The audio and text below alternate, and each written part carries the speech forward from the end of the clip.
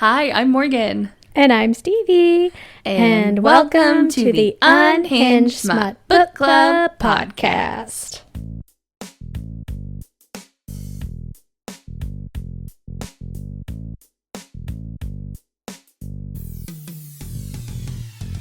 It's basically 75% hand job. Born to hand job, baby. The way she so reverently talks about foreskin. It's not a safe place up there, but it is a good time.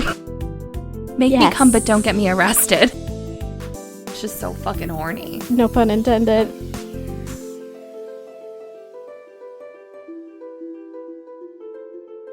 We discuss the most unhinged smut that the publishing world has to offer. It's a book club. Love her sluts. Hi. Hey, welcome. How you doing? Doing great. Doing good. Doing good as hell. I'm real excited to talk about this book today. Oh, me too.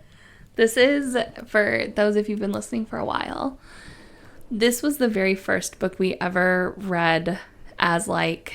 The in-person at like the beginning of trying to get the Unhinged Smut Book Club up off the ground. Mm-hmm.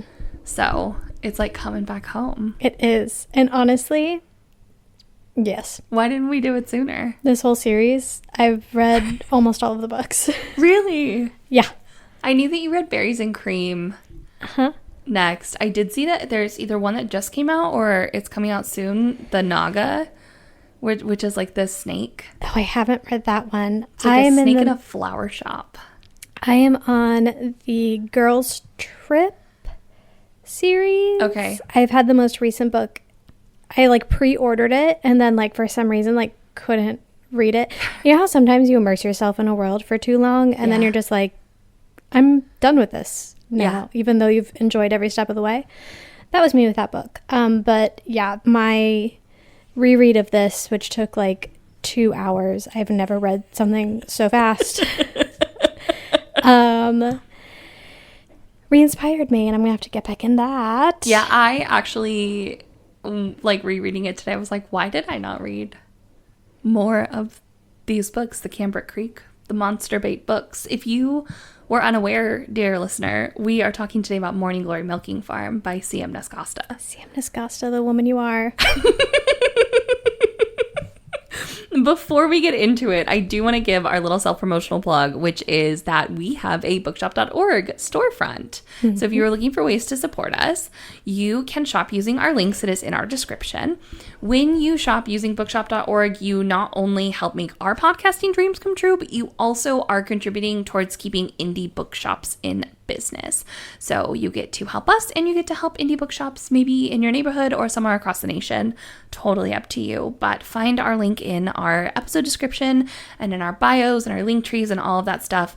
So if you're looking to purchase the books, really like feel the chaos, the smut in your hands, consider using our links before you. In your hands, which is a great segue right back into Morning Glory Milking Farm. God, I love this book. Truly, truly, truly. Not going to get into the book yet. The only book that I was like, from this series was the fucking werewolf one, which was shocking. Yeah, we're normally into werewolves. I am. Here at the Unhinged Smut Book Club podcast. Yeah. He was very, like, to be called a good boy. That's not my, it's just not. I don't like when men are pleased. But yeah, exactly. I don't like when women are nice to men. That one. Yeah. So, but no, other than that, C.M. Nascosta is a auto-buy author, I literally, when we get into it, I mean, I said CM remains queen to us in terms of monster romance. Let's get into it. Let's get into it. Yeah. We are covering Morning Glory Milking Farm by C.M. Nascosta. So if you don't know about C.M. Nascosta, she is an author and professional procrastinator from Cleveland, Ohio. Shout out, Ohio. Not that either of us are from Ohio. Oh, your husband's from Ohio. Yeah. I love people from Ohio. They're pretty cool. They're just really, all testing. Sorry, this is I didn't take my ADHD medication today. There we go. It's making sense now, isn't it? The math is mathing. Yes. They test everything in Ohio because they feel like that is very middle of the road America. If it does well in Ohio, it'll do well in the rest of the country. Yeah. There you go, fun fact. Anyway. Same thing with the people. Same thing with the people. Very get along withable.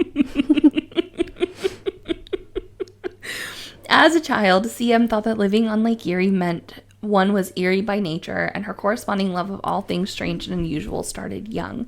She always preferred beasts to boys, the macabre to the milquetoast, and the unknown darkness in the shadows to the Chad next door.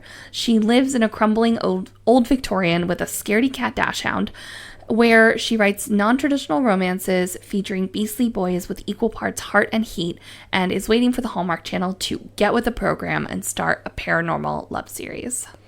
I would, honestly, in a heartbeat. As I was rereading this, I was like, I want to watch this. Yeah. I want to see it.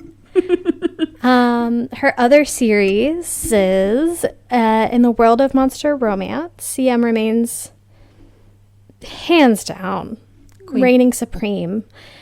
She has many series that explore the monster romance realm. So this one is Cambric Creek. Or Monster Bait. They're called like a Yes. Monster Bait romance. Yeah. So I think either they're interchangeable. Girls Weekend. I said Girls Trip. That one is like tangential from this series. Mm-hmm. The male main character's neighbor, who's a elf, I want to Yes. say. It is how she meets her partner. Oh, cute. And her and a couple of her little elf girly friends. She's written Monsters in Love and a smattering of holiday-themed monster and paranormal romance novellas, one of which we'll be reading Next month for Halloween. Yeah. Do you want to cover the back of the book summary? I will. Okay. Sorry, I'm like really pregnant and my kid is just like in my rib cage. So if I'm just over here like panting into the microphone, Just heavy breathing. be fucking nice to me, okay? I'm fragile right now. You're doing great. I'm doing great. You're also on like my very old memory foam IKEA mattress. So like you just keep sinking into it. Honestly, it's pretty fucking comfortable. Oh, okay. I find it, maybe it's because I'm a bigger person. I don't find it super cozy. You sink into it and then I'm like stuck. I'm a firm mattress bitch normally, but then every once in a while you end up on a soft mattress and you're like, ooh, this is nice for a night. It's like sleeping on a cloud. And yeah, just a little treat. Anyways. My ADHD goblin is going to steer this if we do not get it back under control. I am so distractible. That was my like kryptonite as a teacher, is my students knew they could get me on a tangent if they tried hard enough. Anyways. So, Violet is a typical down-on-her-luck millennial, mid-20s, overeducated, and drowning in debt, on the verge of moving into her parents' basement, when a lifeline appears in the form of a very unconventional job in neighboring Cambric Creek. She has no choice but to grab at it with both hands. Morning Glory Milking Farm offers full-time hours, full benefits, and generous pay with no experience needed. There's only one catch. The clientele is grade A certified prime beef with the manly meaty endowments to match. Milking minotaurs isn't something Violet ever considered as a career option, but she's determined to turn the opportunity into a reversal of fortune. When a stern, deep-voiced client begins to specially request her for his milking sessions, maintaining her professionalism and keeping him out of her dreams is easier said than done.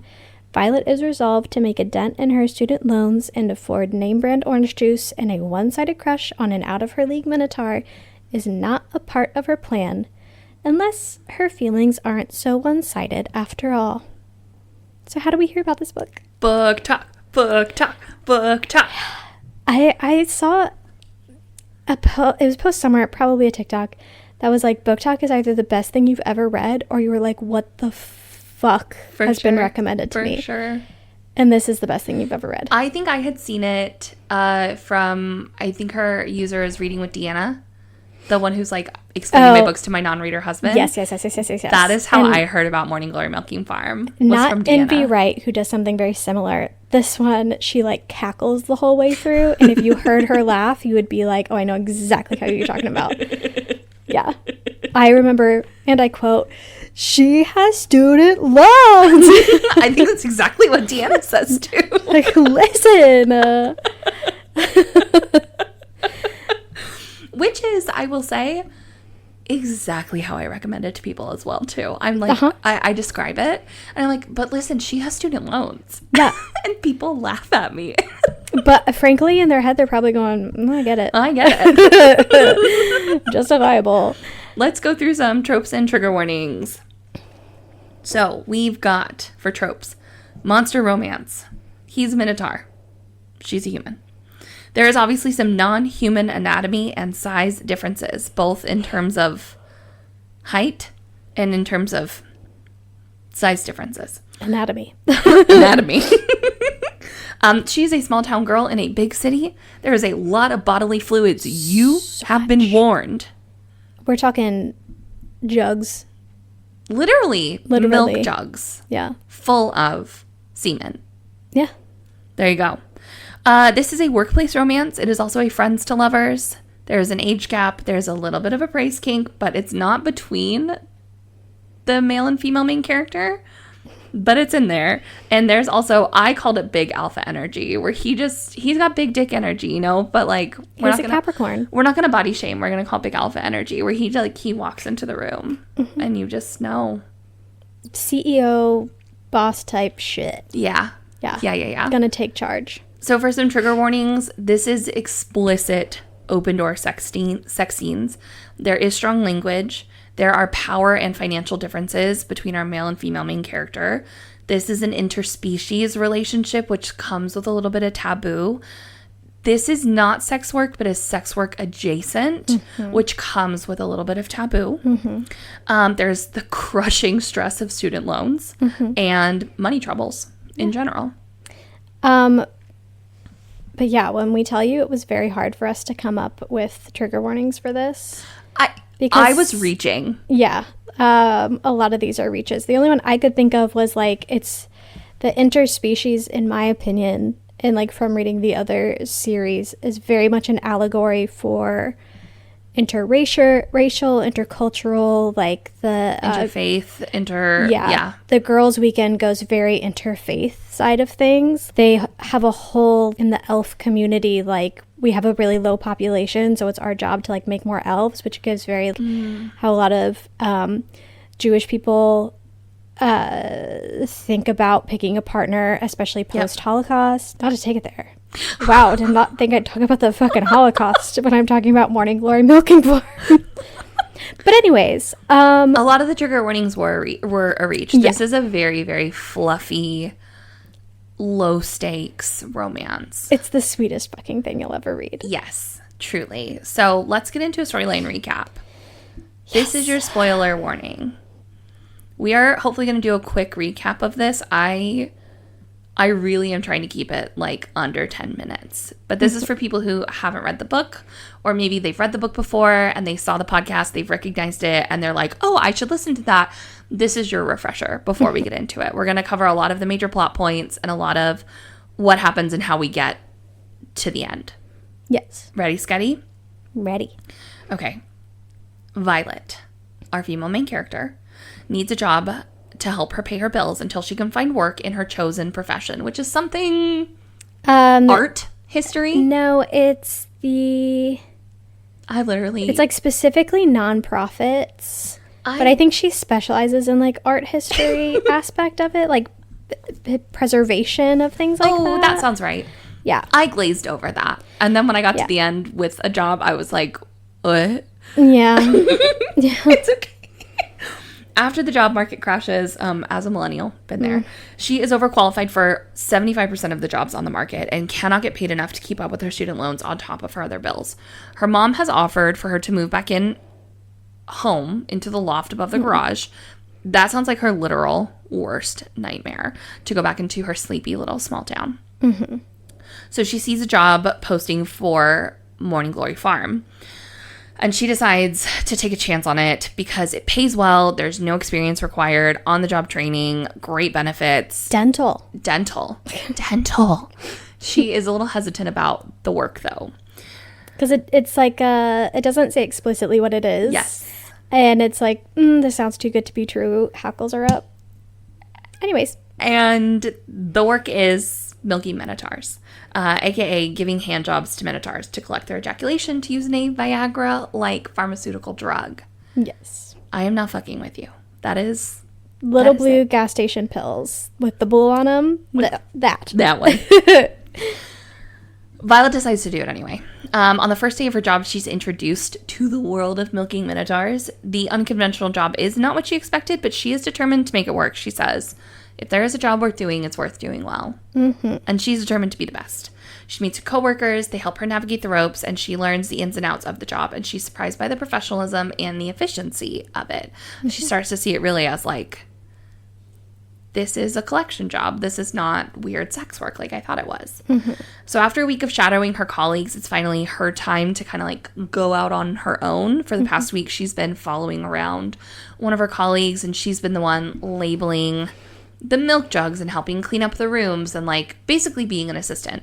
Mm-hmm. Now it's her turn to be the milker. The milker. The mommy milker.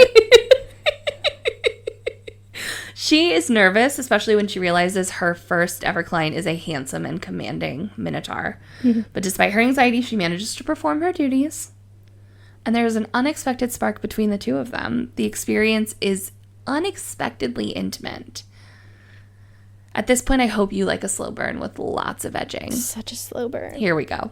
Violet is doing well at the farm, and after a few weeks, she is fully in the swing of things when she picks up the folders one day and is informed she has gotten a special request client, which is someone who has requested her specifically, but the clients know it's only on a, like, if it works in the schedule kind of basis. So this ratchets up her anxiety because she doesn't know who it is, because she's still really new and, like... And there's a lot of anonymity. A lot of anonymity with it. On both ends in the job, yes. So it really ratchets up her nerves, and she winds up having a bit of a rough day by the time she gets to her request. She had problems with the equipment in one of her very first ones, which set her like late to a bunch of other ones. She just really wasn't having a great day.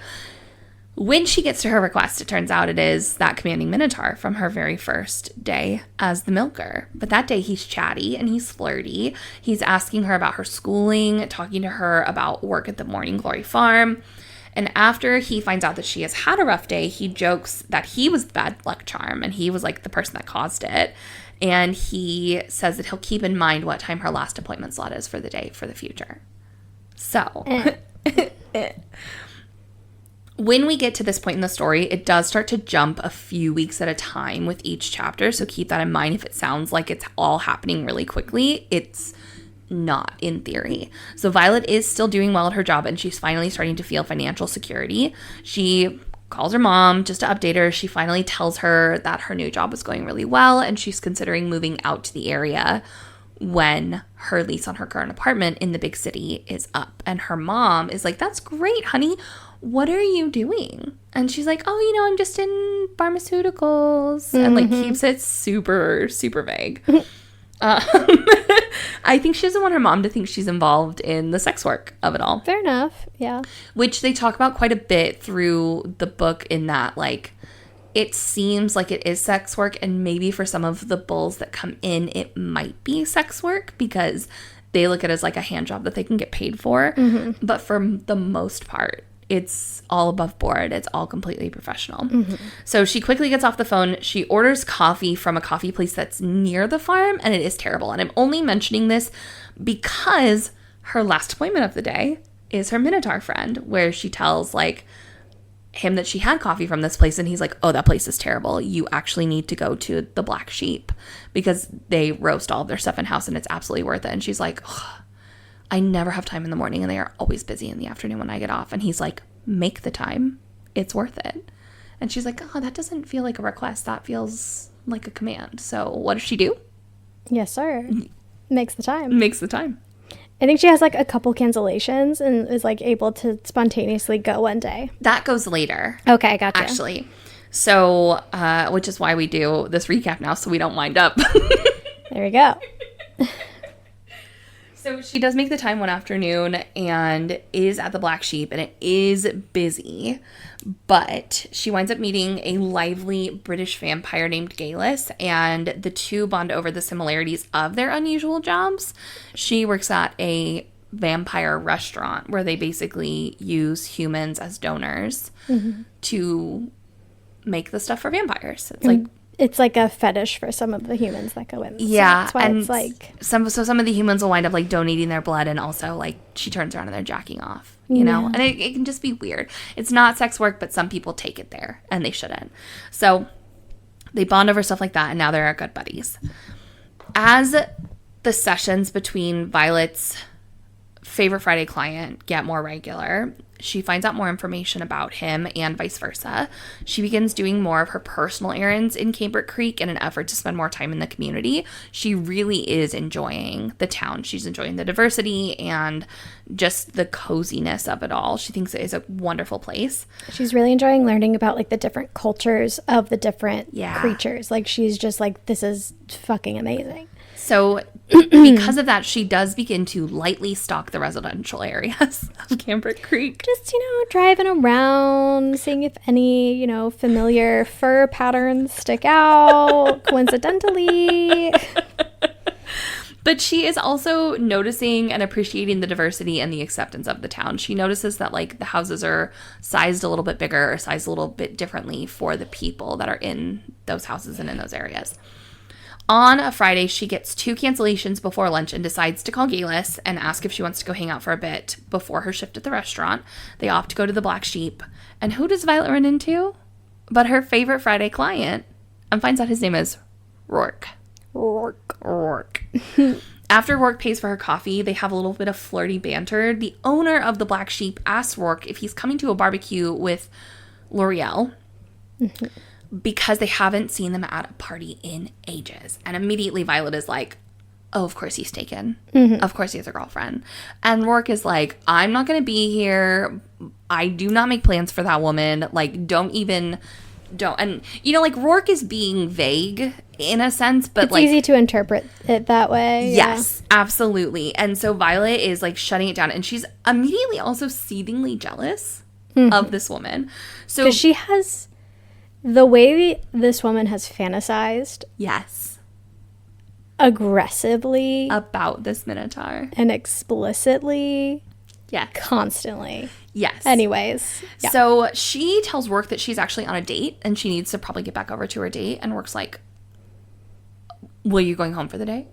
And well, no, he goes, like a lunch date. She's like, I'm meeting someone. And he's like a lunch date. And she's like, yeah. So she didn't lie to him. She didn't. No, but she implied that she was meeting someone romantically. Yeah. And he was like, well, you're going home after this? And she's like, no, I'll be at your appointment, basically. Yeah. So then cue the awkward tension when he shows up for his appointment Friday afternoon.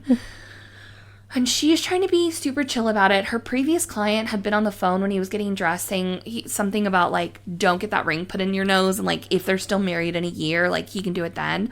So she decides it's the right time to ask Rourke, what's the ring in your nose? Because Rourke has a ring in his nose. Rourke has a ring in his nose. And he's like, oh, typically it signifies modernly that someone is married. And so Violet's, like, crushed, obviously. And she goes, oh. And he goes, I have been divorced for 2 years now, and I've been meaning to get it out. But he's being a little bitch baby and won't get it taken out because he's afraid it's going to hurt. It's a big Minotaur is afraid it's going to hurt to get a nose ring taken out. Honestly, do they not have clickers? My nose ring is a clicker. What's going on here? It's got to be more permanent, like that, like king color, like permanent collar metal. You know what I'm talking about. I know what you're talking about, regardless. So after he drops the bomb that he has been divorced for 2 years, Violet also decides to walk back her earlier. She's like, I wasn't on a date, by the way. Yeah. I met my friend. In case you were wondering. Just thought I should clarify for no particular reason.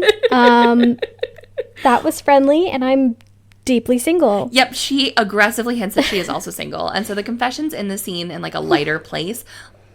And with, like, the hint that the possibility of something is happening. Obviously, this is a romance. Yeah.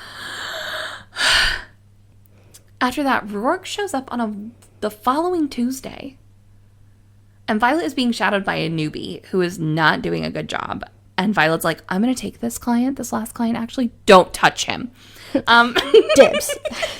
So Violet is surprised, and Rourke suggestively lets her know that he's been having to masturbate more recently.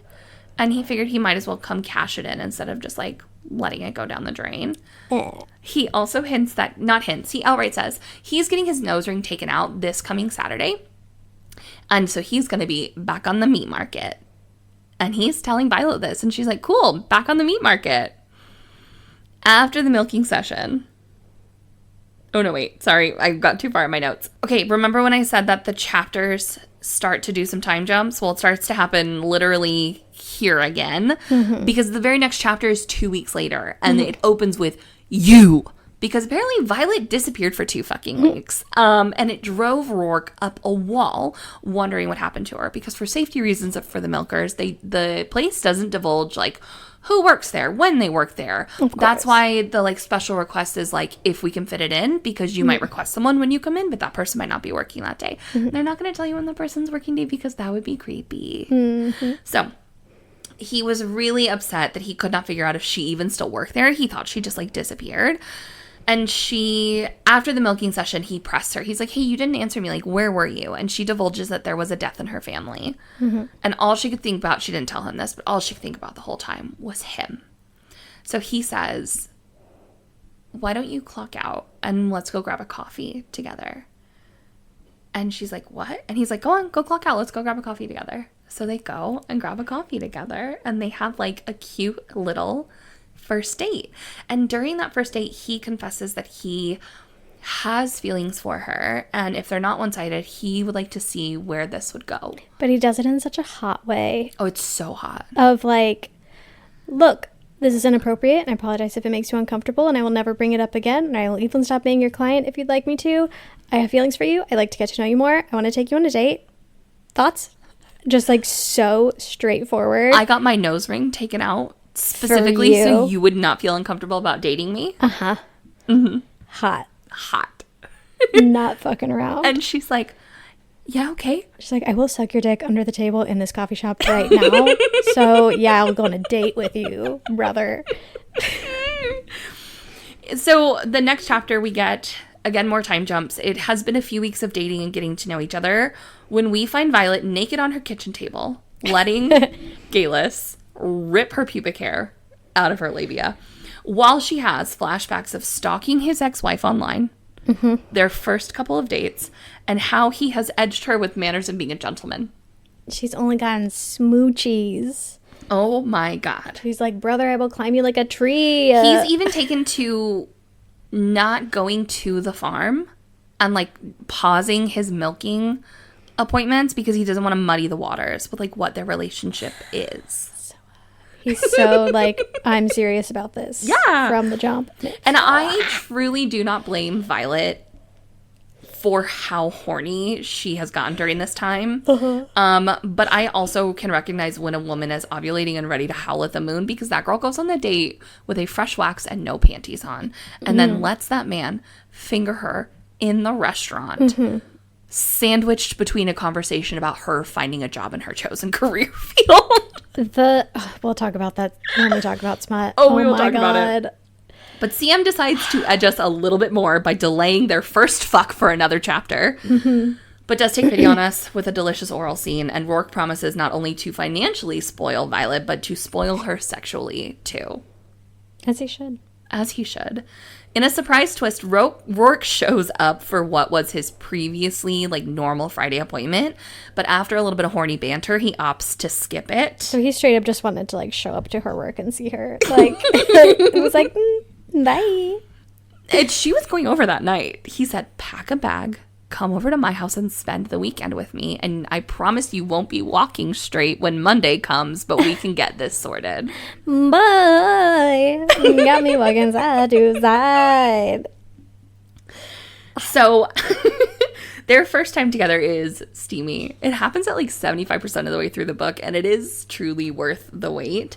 And we get back to the time jumps and time skipping, and it's been months of the happy couple spending weekends together exploring Cambric Creek and horny domesticity. I always want to say her name is L'Oreal, like the hair. The shampoo company. It's pretty close. It's pretty. L'Oreal has hooked Violet up with some leads on a job. As I understood it, it's like creating textiles for city buildings like and city historically parks. Accurate Yes. things. Yeah. It involves a lot of research on like the history of the town. So she's really looking forward to this dream job, but it is less hours with less pay. So she opts to keep her farm job to a few shifts a week, which Rourke is in complete support of. He is like, I'm never going to ask you to give up something if it makes you happy and it makes you money. Don't be silly. Don't be silly. He was also like, how am I going to like shame you out of the job where I met you? Yeah. Which is why Rourke is a walking green flag. Anyway, by a stroke of luck, because this is a fantasy after all, there is an apartment that is going to open up soon in Gaelus's building, and Violet is waffling on whether she should apply for it or not if she was to get the foundation job. Moving would mean a lot of things, but mostly having to have that conversation with her mom, and she decides it's best to have that conversation on the same day as her interview, like before her interview. Which is a choice. That's a choice. Because she's like, my best thing is to just pack all my trauma into one 24-hour day and like get it over with. Honestly, she's a Taurus. It checks out a little bit. A little bit. But after telling her mom, so this is where like some of the time jumps can get a little confusing because she decides it's best to have that conversation with her mom then. But after telling her mom that she is possibly moving and that she has a boyfriend, it cuts to Violet having conversations with L'Oreal and processing their interspecies relationship drama for like the whole rest of the chapter. And then at the end of it, she's like, I think it's great. You would really like it. I really want you and Daddy to come. And then she hangs up the phone saying like, it's going to take my mom time to process this. So I truly don't know how the conversation went. And I don't think I've heard anything about it since in any of the other books. Yeah, so then the book honestly winds to a close after that. There's a little bit more sex scenes. I said the book winds to a close with more sexy domestic bliss. Violet does secure her dream job and that sweet apartment and the promise of a permanent future with Rourke in Cambric Creek. And they lived happily ever after. Happily ever after. I really wish that there was more to the end of the book, but in the last like chapter and a half, it all gets wrapped up with a bow. She does have one that's the same book from his perspective. Is it? It's not the whole book though, right? It's like a couple chapters, or maybe what's in the book is just a couple, like at the end of Morning Glory Milking Farm. I'm not sure. It's called like Blue Ribbon. Yeah. Something. Maybe just Blue Ribbon. Yeah, there's like a sample of it, but I think it might be the whole book thing. It might be. I'll have to look into that. So that is your recap. Here we are. Here we go. First impressions. Hit me with them. It's a perfect book. This is if you are thinking of getting into monster smut, you want to dip your toe in, this is it. Can't recommend it enough. Truly, because you're actually getting the cutest giggle, kick your feet, hee hee ha ha, blushing ass, workplace romance. I'm obsessed with this series. I would take a bullet for CM Nascosta. This is my feel-good series. Like, I love these books. I said something really similar in that this is a gateway into monster romance because what it really is a slow burn friends to romance done so correctly. And this will have you blushing and giggling and ripping through the pages so fast. And it's a kind of monster romance where you can kind of put out of your mind a little bit if you want to. I did also say I regularly forget that this man was like an anamorph. Yeah. Because in my brain, they look more like the animals from Zootopia. Which has like like some of them were fucking not. Traditionally like shorter snouts and stuff like that. But like CM does not let you forget that is not a human mouth. But their mouths are compatible, which is that's important for me. Compatible but different. Yeah, but compatible. They can kiss. They can smooch. Yeah. He's a quarter human after all. He is. At least a quarter human because his grandmother was human. So there's at least that. There you go. I immediately wrote down the training room on orientation day, hearing the words, a semi-hard penis appeared next to her head. I laughed so hard. I laughed so hard. And also, I'm rereading this while my ovulation window's starting. Ooh, this put me through the paces. Yeah. Whew. These are horny books. It's so horny. So I said that, like, here's the thing about this book, and I want to talk about it more when we get, like, down to the smut of it all. I think something is really important to note is that, like, we're going to get really personal. When women watch porn, traditionally women watch porn that is usually like girl on girl porn because it is the fantasy of like women being pleasured. Mm-hmm. Typically, even among straight women, they usually watch lesbian porn. Mm-hmm. And so that's because it's usually from the female gaze. Mm-hmm. In that sense, it's really not, but that's a whole different can of worms to talk about.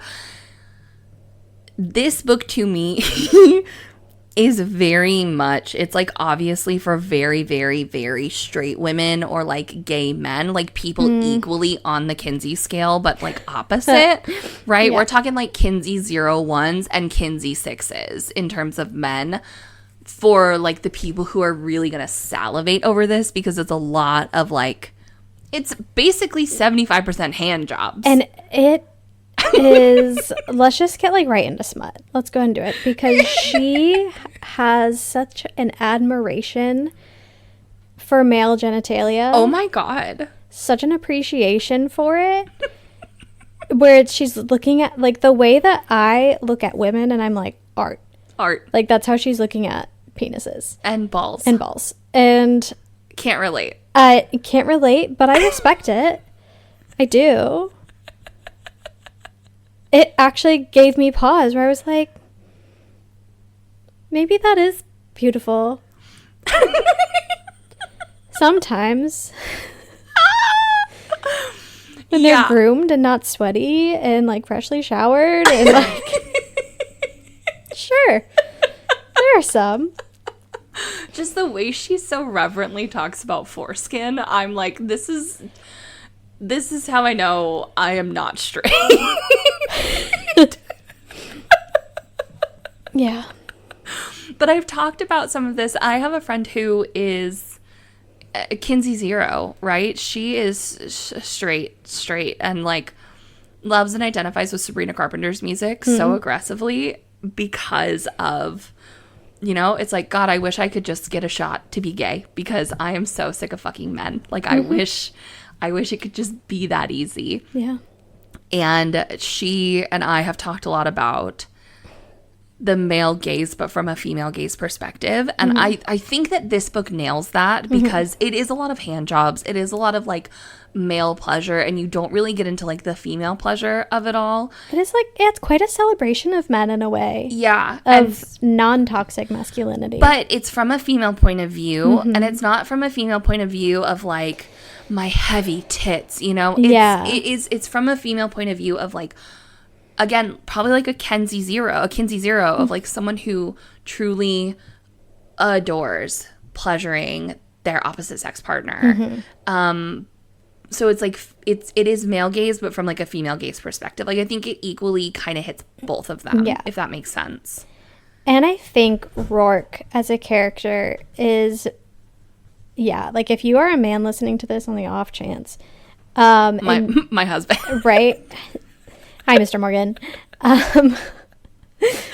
And I think a lot of men are like, I don't know how to be masculine without being the toxic masculine. Like, I don't know what the difference is. Like, if you were looking for an example of positive but very traditional masculinity. Oh, yeah. This character. I think Rourke hits it. Another one I would put And I'm not talking about the fact that he's schlang-a-langin'. That's just a bonus. Just a bonus. No, the man's a walking green flag, to be so for real. I think one of the only other book boyfriends that really embodies like positive, like traditional masculinity is Lo from Bride. Yeah. Very like leader dominating. Yeah, big alpha energy. Literally an alpha. Literally an alpha, like but big not alpha in an energy. Annoying way. For sure. So this book, like, keep that in mind, dear listener, as you read this book, if that is something that you're like, wow, this is a lot of hand jobs. It's the solid 50% of the plot. So it's hand jobs. Yeah. I will say though, again, I am in my ovulation window started. I have to pause you before you could get into this because my ADHD brain just went, born to hand job, baby. Now it's stuck in my head. Born to hand job, baby. Yeah. I can't see it, but Morgan is doing a phallic version of the hand job.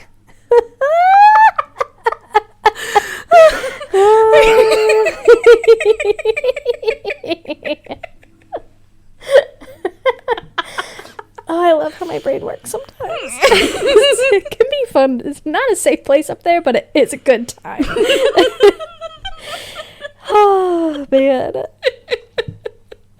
Anyways, tell me about your ovulation window. This book is so fucking hot, and Violet is so fucking horny. So, like, even though it is, like, 50% hand jobs and a lot of it of, like, this, like, pleasuring men and just, you know, like, Violet is so fucking horny. Most of the detailed ones are either funny clients who come in, or it's Rourke, and it's her fantasizing while pleasuring him. Yes. And so you're in her thoughts, and she is on a trip. She's horny. Oh my God. The girl is horny. She is like, remember how in Lights Out, I was like, I know I'm not straight because I've never been this attracted to a man before in my entire life. What did I just say? This has, right, like a similar vibe of just being so fucking thirsty for this man. But this one, I'm like, I get it. I get it. Yeah. I'm with you. I also get it. Yeah. I'm with you on this one a little bit more. Yeah. Rourke is he's a filthy gentleman. Truly. And he is like the perfect amount of bossy. So let's just, on that note, let's get into the finger bang in the restaurant. Oh my, I literally put that in my notes. I said finger banging her in the restaurant. Jesus fucking Christ. I've never been jealous of a book character before. What is wrong with me? Truly. And I think we say this every time there's a public scene of like, I like the idea of this more than I would ever like this in actual practice. But the idea of it hits every time. Oh my God. It's hot every time. Because they're literally sitting there talking, and he's talking about like trying to hook her up with connections for a job in her career field. Brainstorming. Yeah, like it's his new like passion project is to like find her a job. Yeah. That suits the degree that she has, that she spent all this money on. And not in a like, we need to get you out of there. You could do something better. But it's just like in like, follow your passions. Exactly. And I want to help you follow your passion. Yes. And then he puts his arm around her and like slides his hand down her waist and realizes there's like not only no panty line, but like not even a thong strap. Yeah. And he goes, oh.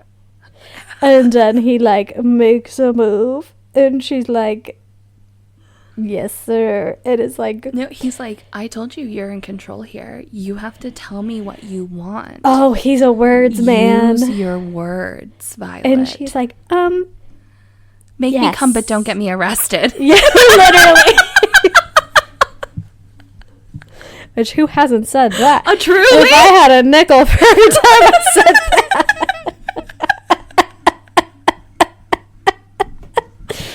Hang on, because the quote is too good. The quote is too good. Let me get it. Sorry, officer, I didn't mean to fillet this minotaur in the middle of the dining room, but you see, he's been playing so fucking hard to get that I snapped. Yeah. Right there with you, Violet. I get it.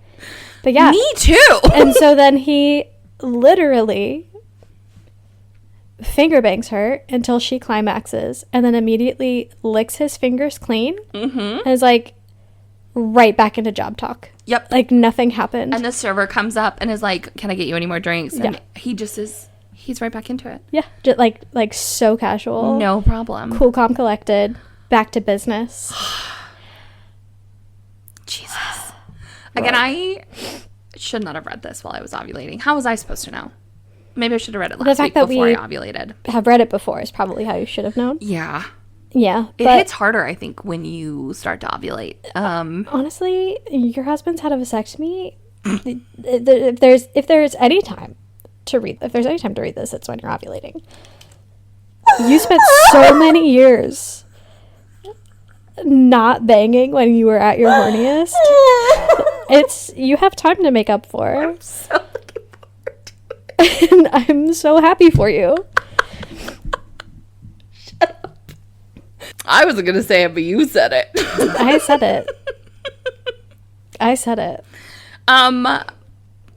But also, in terms of, like, actual sex, you get 2 scenes, I think? 2 full sex scenes. Like, Yeah. the very first Like time they have penetrative sex. yeah. The very first time that they have sex, and then... One time in the shower. And then 3, because she wakes him up with a blowjob, and he, like, can't handle it, and they have sex then. Okay.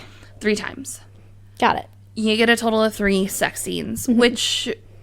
This is not a big book, so It's like really not. that's a lot on top of like finger banging her in public, going down on her after finger banging her in public, and also all of the hand jobs.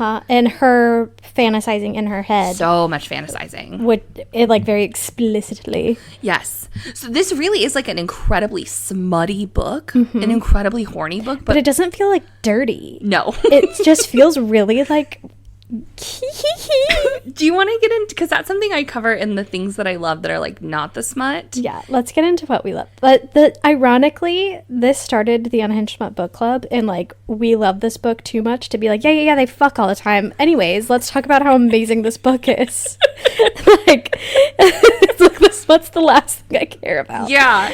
The characterization of this book is so fun because everybody feels like a real character. Yes. Everyone's like intentions feel very thought out. No one really seems over the top except for Galus. Yeah, but she's a vampire, and so you have to be. That woman is absolutely a Sagittarius. She's something. She's gotta be. Yeah. She's like, I can wax you. I feel like it's that scene from Elf where she's like, oh, I don't know, Dolores, I've never declawed kittens before.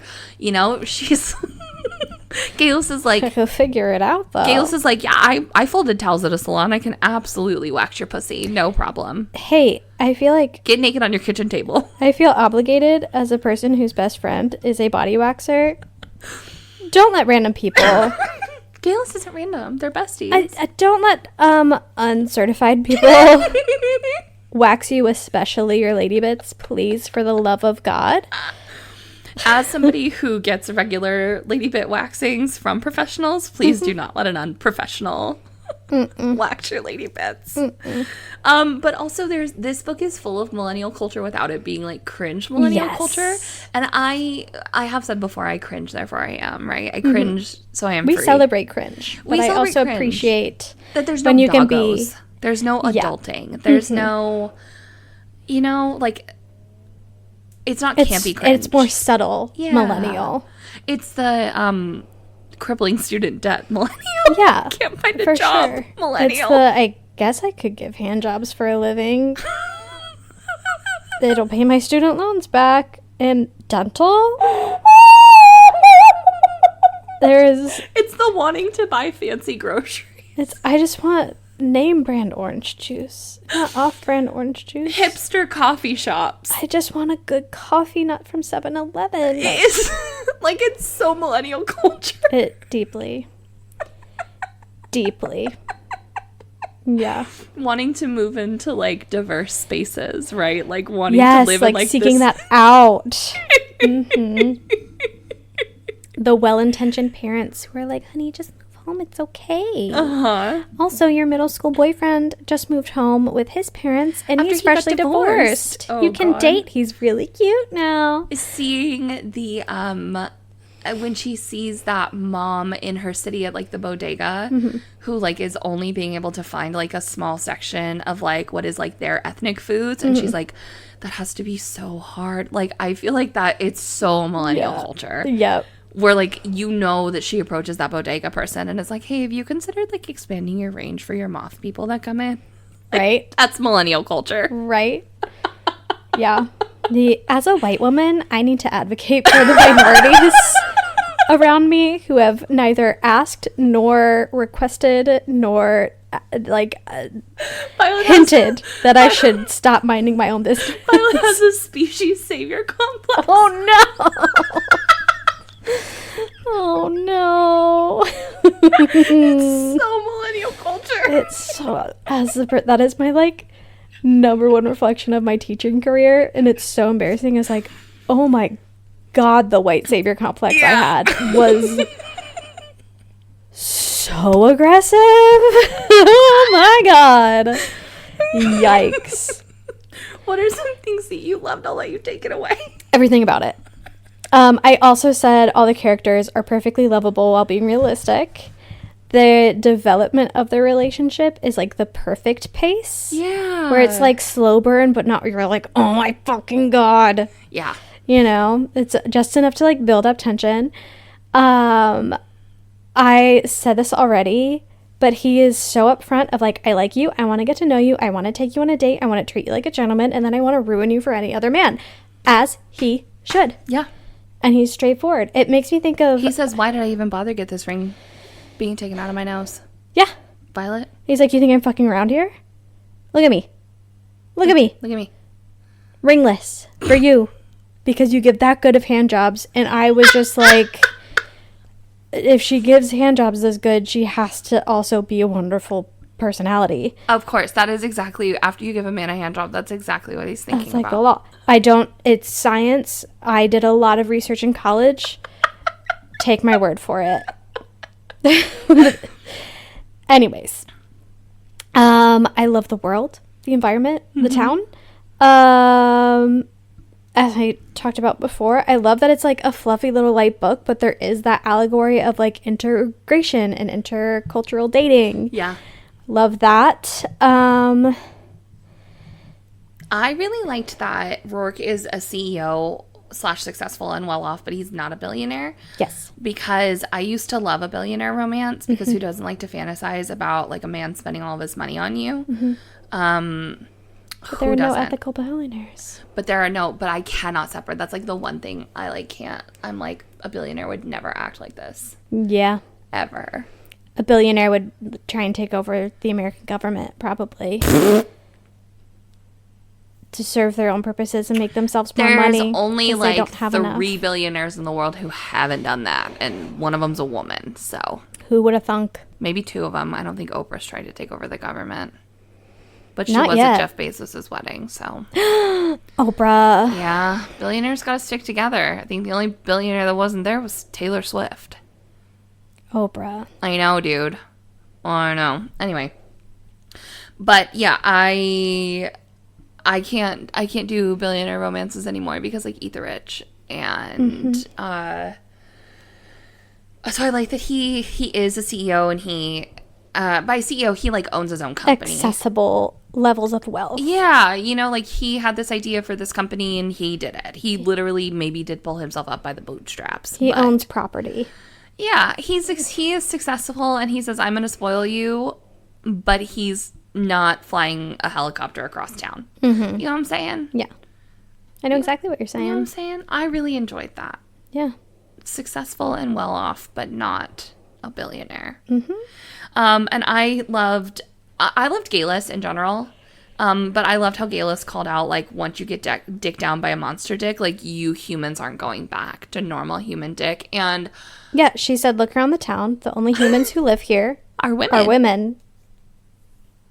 Because you guys are all curious little freaks. Yeah, because they meet a naga with 2 penises one time and are like, can't go back to one. I obviously have never had the experience of a naga. Of 2 penises? With 2 penises in general. I meant on one, but 2 ever, even in separate occasions. Even on separate bodies. But I see where Galis is coming from with that. Yeah. Rourke said, I'm gonna ruin you for other men. And Galis said, you will be ruined by human men. We're on to something. No, this is where I'm glad I'm anonymous. Because I'm laughing. Because Morgan, I have had sex with more people in 24 hours than you have ever had sex with in your life. Okay. That's so funny to me, which is not saying much because you've only had sex with one person. Right, you could have had sex with 2 people in 24 hours. Which is exactly what happened. And like one time. But like, I was phasing out one boyfriend, bringing in the other. It was a weird time. I was also really hot back then. You're still really hot. Stop it. Thank you. I was at my peak hotness. I don't know what you're talking about. Your Kesha hotness? No, right before that. Right before? I've never seen pictures of before Kesha. Actually, I'm feeling gross now. I was 17. Oh, and also both of those people were full adult men. Oh, Stevie! Yeah, anyways. Anyway. Am I a victim? Okay, and that's it for this week of the Unhinged Smut Book Club. Sorry, gotta break early so I can call a therapist. Oh, man. Okay, babe, do you have any critiques of this book? I literally have none. You have no critiques of this book? I truly... No. Okay. Do you? I have some. Violet turns into like a huge pervert like immediately after she gets this job, where she starts imagining other people's junk and like comparing the different junks of the different minotaurs, but also like Violet's just a girl, because I can't say that like I wouldn't be doing that. Right, what else are you gonna do? Gotta pass the time somehow. The time jumps kind of got a little like, whoa, where am I? What planet am I on? Especially when I was trying to go through and like do the storyline recap. I'm like, wait, okay, now we're stalking his ex-wife online. Yeah, and there was a few where she like starts in a conversation and it's a really long flashback, and it's like, oh yeah, to the point where you forget you're in a flashback. Yeah. Kind of like the conversation with her mom, where she's like trying to tell her mom about her boyfriend, and then it's 8 pages of this conversation with L'Oreal about interspecies relationships, and then it's like, okay, but I really would like you and Daddy to come out, and it's like, what? Yeah. What? Yeah. And then for me, it is a lot of bodily fluids, and I was warned, especially the second time, I was warned.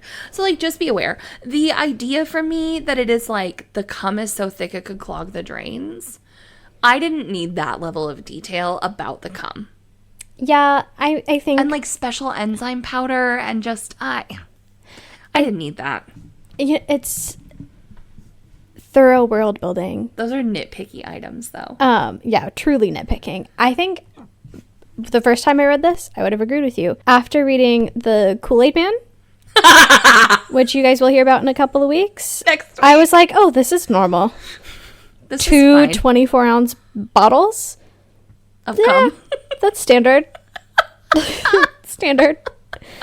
And I appreciate that it's not like that she's like, damn, but it's not like swimming in it for joy. Like the bukkake of it all is not the kink. It's Fair just enough. like, I'm with a man who produces a lot of semen. I think Nascosta just really enjoys bodily fluids. I think maybe that's her kink, and It so might she be a writes little about bit. Going back to Scythe and Sparrow, I don't get it. It's just not my... It's not my cup of tea. No, I don't like being damp. I think, frankly, after experiencing the newborn stage, where either like your bodily fluids or someone else's or milk, and you're just constantly a little damp, at least somewhere on your body, I'm And like, sticky. I like being nice and moisturized but dry, and that's where I like to be. Yeah. And I just remembered that aspect of the newborn stage, and I've got like a handful of weeks before I'm back there. So happy for you. It's gonna be amazing. It's gonna be so good. The oxytocin is so worth it. It'll be great. It will be great. Yeah, so those are just like nitpicky critiques for me. Yeah. Otherwise, this book is, I think everyone should read this book if you're even like slightly curious. If you like romance, if you have an open mind and you like romance, I think you should read this book. Or even like if you're like, God, I keep hearing about monster romance on Book Talk. Like, I didn't realize this was like such a thing for people. And you're like, let me see what this is about just for science. Yeah. This one. I think this one is a good one to start with, or The Dragon's Bride. But The Dragon's Bride is shorter, and I think CM Nascosta really hits. Dragon's Bride, if you're coming from a fantasy side. Oh, fair. And this one, if you're coming from a cartoon cover romance side. A contemporary side. Both have bodice ripper covers. For I love sure. the bodice stripper covers. I love a vintage looking classic. Yes.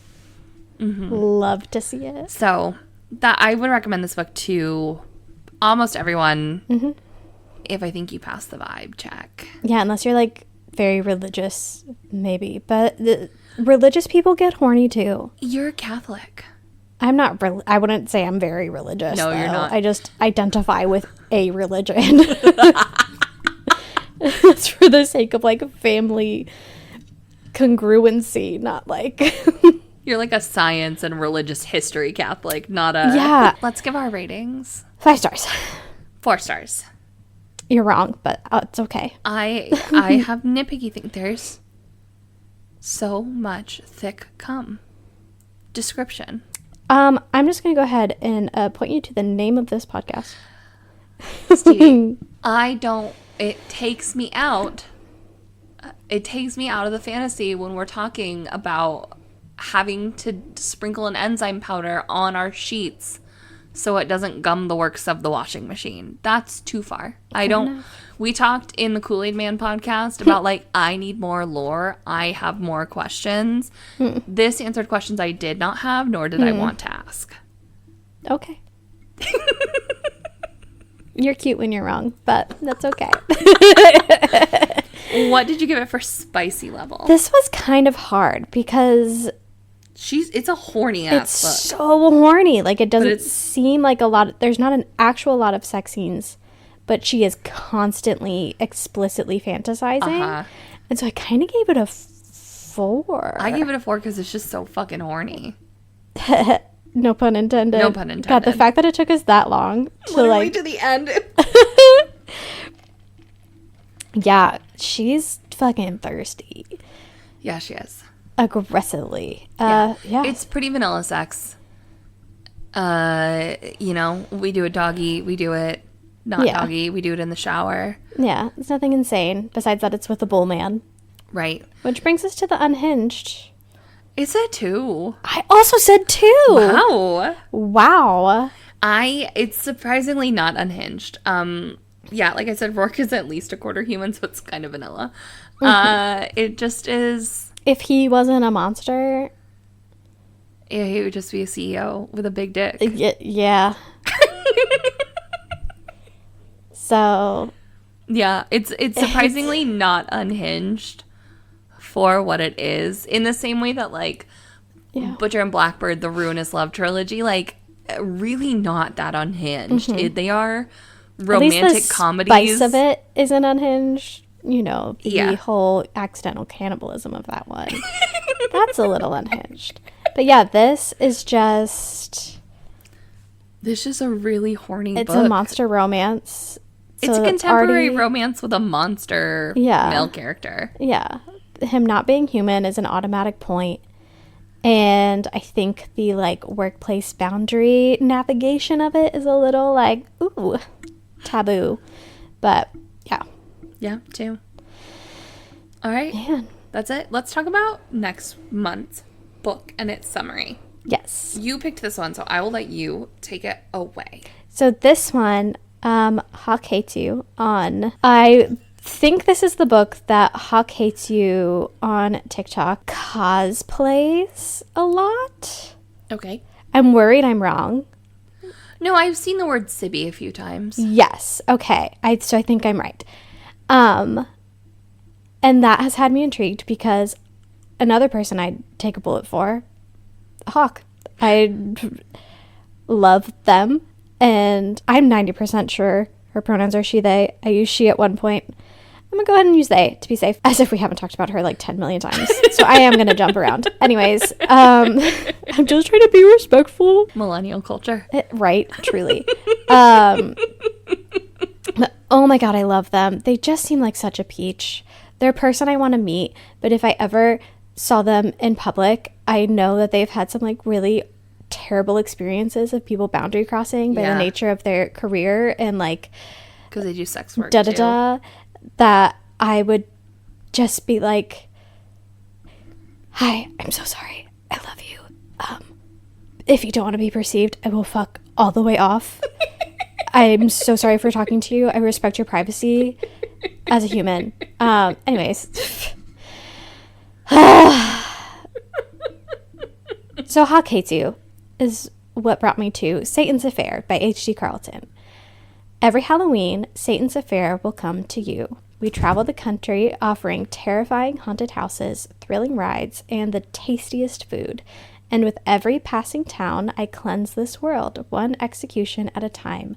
I hide within the walls, casting my judgment for those who reek of evil, singing lullabies to their rotting souls.